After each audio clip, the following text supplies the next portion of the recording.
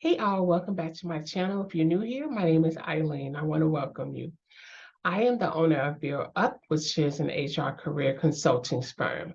I used to be a former executive of HR, and so I created this channel because I wanted to share my knowledge about what it is when you go on interviews, how important it is to be prepared, as well as help people who are navigating through issues in the workplace. So definitely check out my website. I put the website in the description below. I also want to say thank you to all of my new subscribers. You're truly appreciated, and thank you so much. I hope that you continue to get value from my content. Again, thank you. So today we're going to talk about how to not feel invisible in the workplace. Now, if you're like me, early on in my career, I had no idea what it meant to be visible in the workplace. Yes, of course, I came to work every day, I showed up, but that's not what I'm talking about. You have to do more than that in order to be noticed in a workplace. So I'm going to give you some tips to make sure that in 2023 that you are more visible in the workplace. But before we get started, please like this video and subscribe to my channel.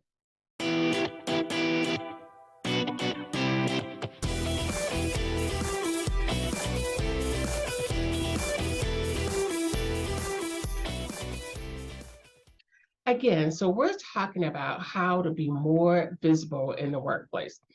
So the first one is that you definitely have to take initiative. And what do I mean?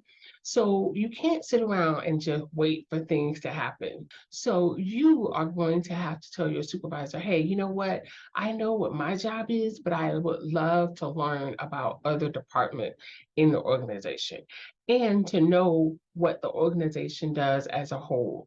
And your supervisor will be so impressed with that because you're not just being concerned about what you do, but what other people do as well. So that's the first one.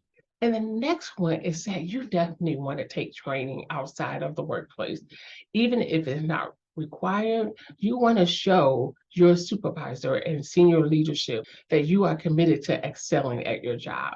So if you're someone that if you work in accounting, maybe you need to take advanced Microsoft Word or advanced PowerPoint or Excel, something that will help you to do your job better.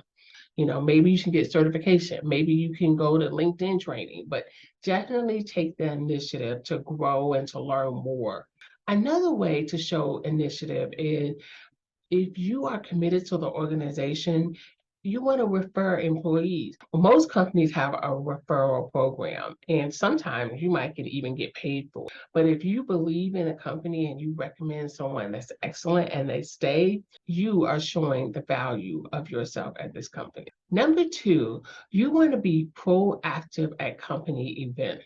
This is so important. So if your organization is having an event, you want to make sure that you are front and center. And in fact, you should probably even volunteer.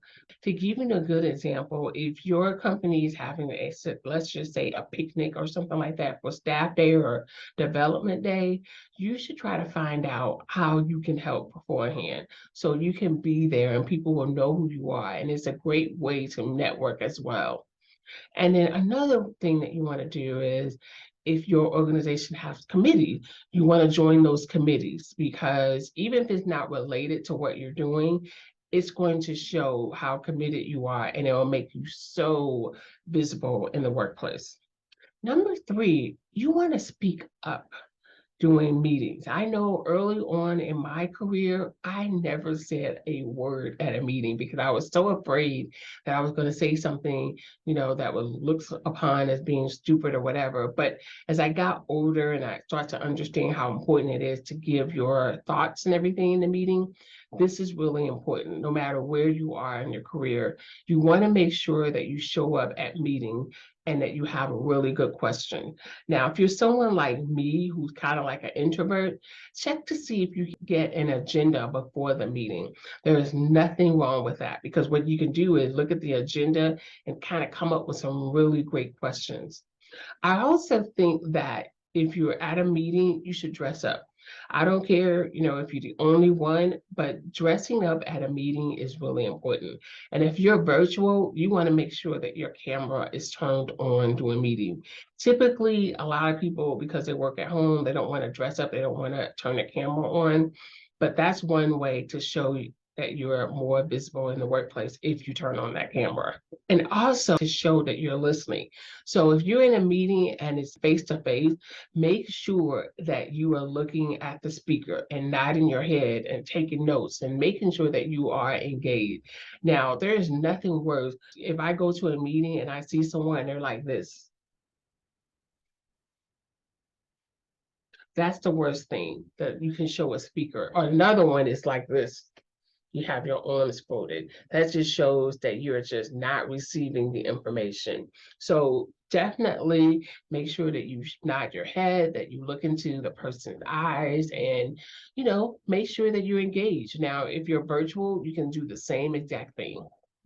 Another way that you can kind of speak up during the meetings is, let's just say you have a coworker and they went beyond a call of duty or something, or you heard them do something, or they did something to help you. This is a great time to give kudos to your employees at meetings. I know that sounds like a brown noser, but it really isn't. It's just showing you that you are valuable and that you value your coworkers. Number four, you want to participate in careful internal communication. Why do I say careful? Because I know that a lot of organizations have chat boards and chat rooms, and a lot of employees will go out there and chat to other employees. But I have noticed that some employees will talk really negatively about a supervisor or a coworker. That is a huge no-no. You only want to provide solutions to problems. You don't want to be the person that's creating the problem, and you don't want to gossip. So this is so important. Number five is that you want to be a clever networker. So a clever networker is someone who knows who is important and who can help them along the lines of their career.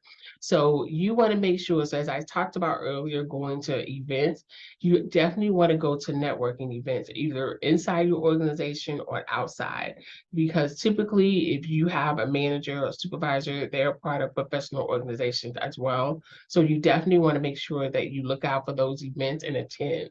And if you see someone from your company that you want to get to know, this is the perfect time to kind of go up to them and say, hey, we work at the same company and da da da da, and I work in this department.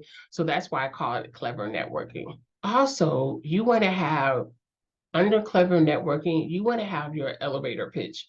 And I talked about this in my previous video, how important it is to have your elevator pitch.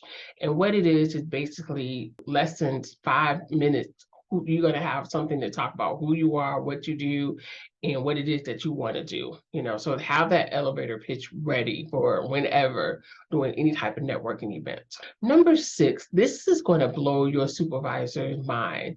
If you offer to be a mentor for a new employee, I'm not saying, like new onboarding or new employee orientation. No, I'm talking about a mentor just for a couple of weeks to kind of show them around. There are things that are not included in the onboarding process. So like if it's a new employee, they like to go out to lunch, you can show them great places for lunch. Being a mentor would definitely make you more visible in the workplace. Number seven, now you want to find a mentor for yourself. This is important no matter where you are in your career. Having a mentor at your organization is only going to help you to grow as a professional, because you want someone to help you map out what steps you need to take if you're a marketing an associate and you want to be a marketing director.